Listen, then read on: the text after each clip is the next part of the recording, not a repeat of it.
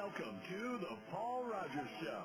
From Apopka to Altamont Springs, Longwood to Winter Garden. Enjoy great guests with topics always important to you. And your phone calls are always welcome at 407-774-8255. So join the conversation. And welcome to the Paul Rogers Show, your neighborhood chat room on the radio. On your hometown station, 1520 WBZW and 1520WBZW.com. Now, here's Paul.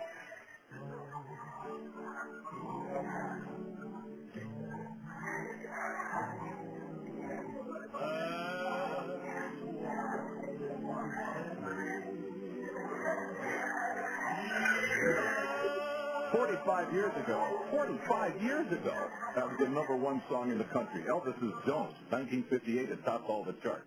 Hey, and welcome to the Paul Rogers radio program on WBZW 1520 on your AM radio dial. We're sponsored by Will Carmen Enterprises, and Will is in the studio, and a little later on today, we're going to find out exactly what it is he's enterprising. And we welcome Will to the show. And Paul Daigle, who is my guest in the second hour, came to the studio a little early, so he's going to sit here in the studio and figure out what's going on, and when he figures it out, he's going to tell me what's going on. We have a guest this hour, Mr. Anthony Lolli, terrific expert in real estate. And Anthony, welcome to the show. Thank you for having me. Where are you calling from, sir? Well, I'm calling from Brooklyn, New York. Oh, how about it? What's the weather like in Brooklyn today? It started to snow a little bit, but we're hanging in there. It is that time of year. That's right. Have you been to watch the Nets play? Absolutely. They have a suite right at the Barclays, and when the Knicks played and they won, we were right there courtside. And how is that new facility? I hear it's out of this world. It's out of this world. It's fantastic. It's a great place to do business, to meet people, and also it's just a great venue overall. Well, one of these days I'm going to get up that way, and I'll get to watch a basketball game in that venue. We have a lovely new venue here in Orlando as well. Well, you'll be my special guest. Well, that'd be nice, and you can be mine. I have no access to one of those fancy suites, but I can find my way to the arena. The problem is that they don't have a team to play in it. Oh, stop. They're young, and they're trying hard. Anthony, we want to talk with you today because you are rumored and by track record proven to be a really top guy when it comes to knowing what's going on in real estate. And you try to make a case for renting versus buying. Can we talk about that? Absolutely. I mean, if you study what's going on in the real estate atmosphere, it has really turned into a renter's nation. However, there has been a sudden spike with regards to the purchase market. People are out there buying properties in droves with more confidence, and a lot of it has to do with the clarity and transparency of the way banks are lending money nowadays. Clarity and transparency. Now, what do you mean by that? Well, before anyone under the sun was licensed to, push money and sell products, lending instruments. Nowadays, it's a more strict environment. You have to be licensed. So when you're dealing with a mortgage broker or a mortgage banker, they have to be accredited and licensed, and they're held to a higher standard of accountability. But also now what I'm noticing is when you go into the banks and they're offering you some of their mortgage products, they're educating you, not just 1 hour pep talks, but really week-long seminars where they're teaching you about home ownership, the do's and don'ts, some of the unanticipated costs, so that you go into a transaction, like a loan, with your eyes open. I don't think we've ever had an educational program like that, even going back many, many decades, vis-a-vis people wanting to buy houses. It sounds almost like you're, Anthony, like you're describing a minister sitting down to explain to a couple what's going to happen and what's to be expected when they get married.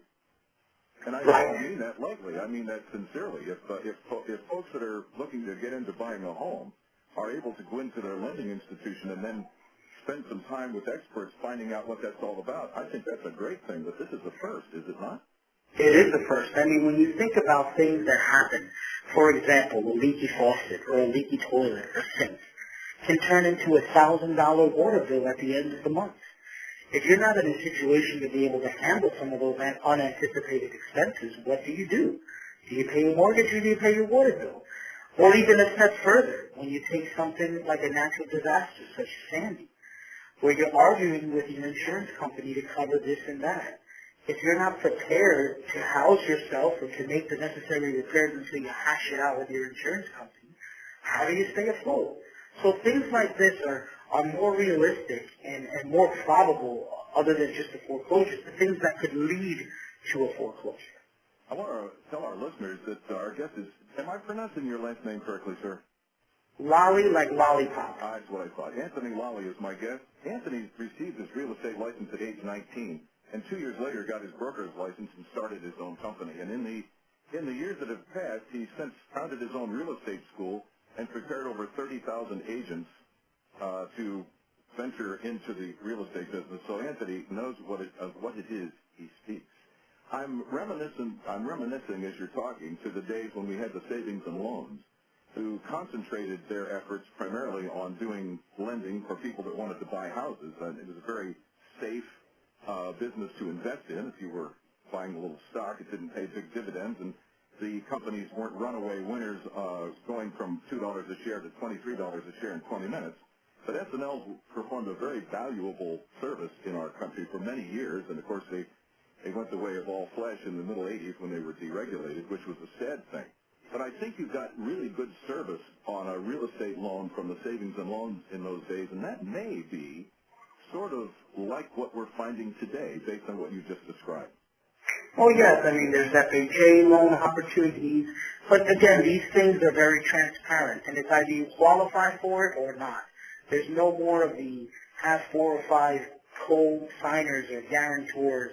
Those days are over. It's either the person is going to qualify for the mortgage, they have the income, they understand and can manage overhead, or not. But what's also interesting is, if you're looking to be a first-time homeowner and a first-time landlord at the same time, more than likely the bank will lend you the money. So banks are really chomping at the bit to lend to any properties that have rental-related things in them. If they have tenants and they come with income already. Because it's such a strong rental economy, the banks will more likely lend you money if you're willing to be a landlord.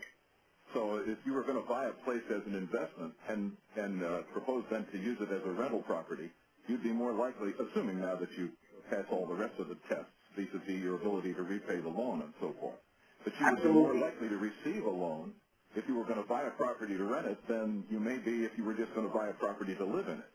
That's right. You know, this is really a buy and hold market.